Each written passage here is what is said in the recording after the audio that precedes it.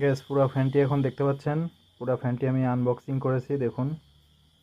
এটা হচ্ছে ফ্যানের মূল পার্ট, তারপরে এটি হচ্ছে ফ্যানের নিচের অংশ এবং এটি দ্বারা ফ্যানকে সেট করব। সো প্রথমে আমাকে এই স্থানটি এইভাবে প্যাচটিকে খুবই সহজ লাগিয়ে দিতে হবে। এই দেখুন লেগে গেল। এখন হচ্ছে আপনাকে এইখানে একটা প্যাচ রয়েছে, এই প্যাচটিকে আপনাকে খুলে নিতে হবে। লক্ষণীয় বিষয়, এটি খুলে এখানে রাখুন। তারপর আপনাকে এখন এই প্যাচটি এইটার মধ্যে ঢুকিয়ে দিতে হবে।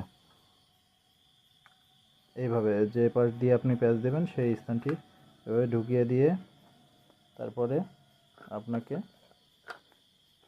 প্রত্যেকটি ঘাট অনুযায়ী, এই যে দেখুন এখানে যে ঘাটগুলো রয়েছে, এই ঘাট অনুযায়ী আপনাকে ফ্যানের বসাইতে হবে।